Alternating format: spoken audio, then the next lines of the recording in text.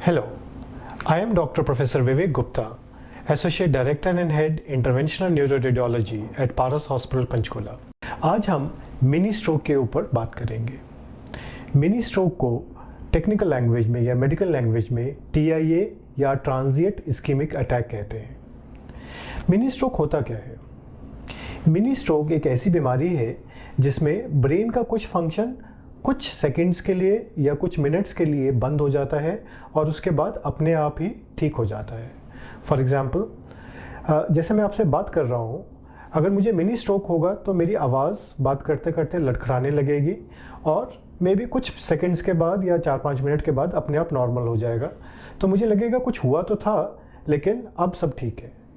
ऐसे ही किसी और मरीज़ को हो सकता है लिखते हुए सडनली उसे लगे कि उसके हाथ में या बाजू में पावर नहीं है, वो लिख नहीं पा रहा है और थोड़ा वेट करने में 10-15 मिनट के बाद या 5 मिनट के बाद वो वापस अपना काम वैसा ही कर सके जैसा पहले कर रहा था।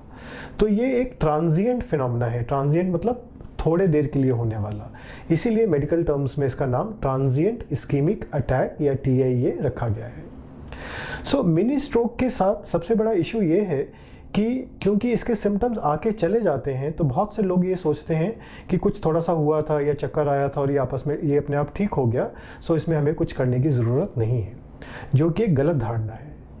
सो अगर आपके फ्रेंड सर्कल में, रिलेशंस में किसी को मिनी स्ट्रोक हुआ हो, यानी दिमाग का कोई भी काम कुछ क्षण के लिए बंद हो गया हो और वापस अपने आप ठीक हो गया हो, तो डॉक्टर को दिखाना बहुत ज़रूरी है। क्यों ज़रूरी है? बिकॉज ये एक मेजर स्ट्रोक या फुल ब्रेन स्ट्रोक का प्रिकर्सर हो सकता है। आने वाले स्ट्रोक की एक वार्निंग स्ट्रोक की तरह ये हो सकता है। हमें कैसे पता चलेगा कि ये एक ट्रांजिएंट फिनोमेना था और अंदर कुछ नहीं चल रहा है या अंदर कुछ बड़ा हो सकता है? उसके लिए हम दिमाग का MRI और गर्दन की नसों का MRI करते हैं, जिसे MR angiography brain and MR angiography neck बोलते हैं।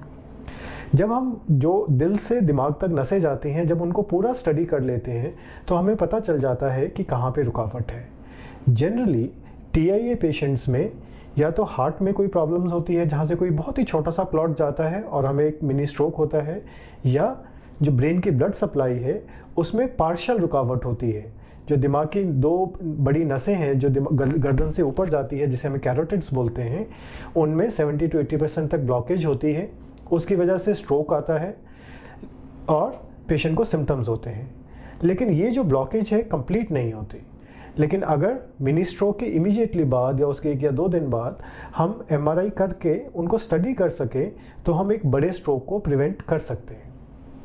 हमारे रीजन में एक बहुत ही कॉमन फिनोमेना है कि अगर किसी को इस तरह से कोई प्रॉब्लम हो, हाथ या पाँव में पैरालिसिस हो जाए थोड़ी देर के लिए, या ज़बान लड़खड़ाने लगे या बेहोशी आने लगे, तो लोग उन्हें अफीम देते हैं।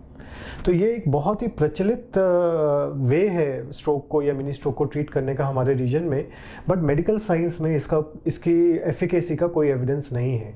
और जो मरीज़ शायद 5 मिनट बाद अपने आप ठीक हो जाना है, वो अफीम खाने के बाद जब ठीक होता है तो ऐसा लगता है कि शायद उस चीज़ से असर आया है, जबकि ऐसा नहीं है।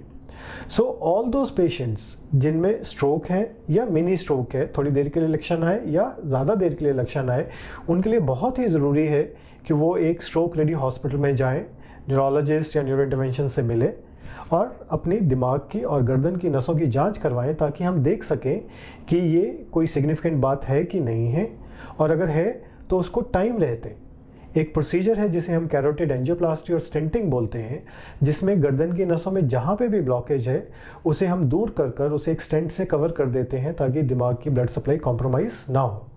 सो वो जो प्रोसीजर है कैरोटिड स्टेंटिंग, वो हम कर सकें और एक मेजर स्ट्रोक को अवॉइड कर सकें। सो माय रिक्वेस्ट इज़ कि अगर आपको कोई ऐसा लक्षण है जो कि थोड़े टाइम के लिए हो, चाहे ज़ुबान का लड़खड़ाना हो, चाहे फेस का टेढ़ा होना हो, चाहे हाथ या पाँव में वीकनेस आना हो, और जो कि अपने आप ठीक भी हो जाए, तब भी ज़रूरी है कि हम हॉस्पिटल जाकर डॉक्टर से कंसल्ट करें, अपनी ब्रेन और नेक की इमेजिंग करवाएं और एक मेजर स्ट्रोक से बचें। Thank you.